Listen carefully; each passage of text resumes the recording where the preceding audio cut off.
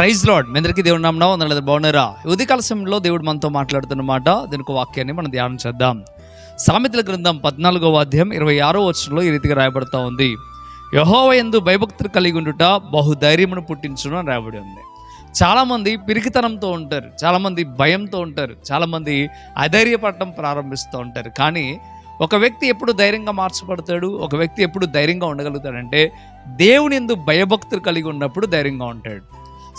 అనేకమైన సమస్యలు మనం భయపడుతూ ఉంటాయి, అనేకమైన రోగాలు మనం భయపడుతూ ఉంటాయి, అనేకమైన అంధకార సంబంధమైన చీకటి కార్యాలు మనం భయపడుతూ ఉంటాయి. కానీ వీటన్నిటిలో ఎప్పుడు మనం ధైర్యంగా ఉండగలమంటే మనకు బహుధైర్యం కలిగినప్పుడు మనం ధైర్యంగా ఉండి వాటిని ఎదిరించగలుగుతాం. ఆ ధైర్యం ఎప్పుడు కలుగుతుంది అంటే దేవుని యందు భయభక్తులు కలిగి ఉన్నప్పుడు మాత్రమే కలుగుతుంది.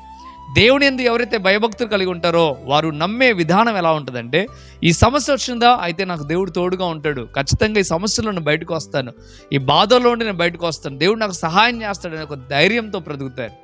దేవుని యందు భయం భక్తి లేదనుకో స్వయంగా పోరాటానికి ప్రయత్నం చేస్తాడు, అతడు విఫలమయ్యే అవకాశం ఉంటుంది, ధైర్యం కోల్పోయే స్థితిలో ఉంటాడు. కానీ దేవుడు ఉన్నాడు, దేవుడు నాకు సహాయం చేస్తాడు ఎవరైనా నమ్ముతారో, ఎవరైతే భయభక్తులు కలిగి ఉంటారో వారికి నిజంగా ఉన్నతమైన విజయాన్ని సాధించగలుగుతారు.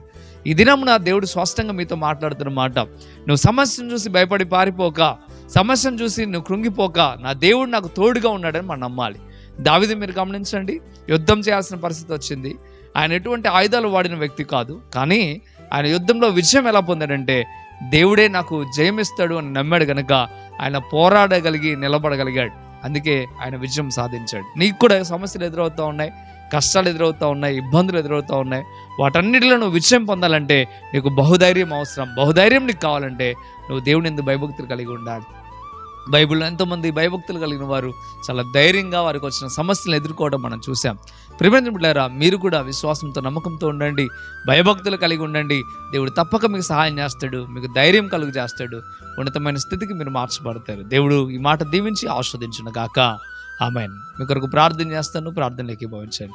పరిశుద్ధుడా, వందనాలు ప్రభువా. తేటగా ఉదయకాల సమయంలో బిడ్డలతో మీరు మాట్లాడారు, అందుని బట్టి వందనాలు. నిజమే ప్రభువా, బహుధైర్యము పుట్టించే దేవుడు నీవు ప్రభువా. అయ్యా, నీ అందు భయభక్తులు కలిగిన వారి పట్ల గొప్ప మేలు చేసే దేవుడా, అయ్యా అద్భుతమైన కార్యము చేయమని, మేలుతో నింపమని, బలపరిచి స్థిరపరచమని, అయ్యా నీ బిడ్డల పక్షమున యాచమాడమని యేసు నామములో మీకు బతిమలాడి పెట్టుకుంటున్నాం తండ్రి. ఆమేన్, ఆమేన్. ప్రియమైన బిడ్డలారా, ఈ వాగ్దానం ద్వారా దేవుడు మీతో మాట్లాడినట్లయితే తప్పక వీడియోని లైక్ చేయండి, అనేకులకు షేర్ చేయండి. అంతేకాకుండా మీరు ఇంకా ఈ యొక్క వాక్యాల ద్వారా బలపరచబడుతూ అనేకులకు ఈ వాక్యాన్ని మీరు షేర్ చేసి వారిని కూడా బలపరచాల్సిందిగా కోరుతూ ఉన్నాం. ప్రభు మిమ్మల్ని మీ కుటుంబాలను దీవించి ఆస్వాదించును గాక. ఆమేన్. Praise the lord.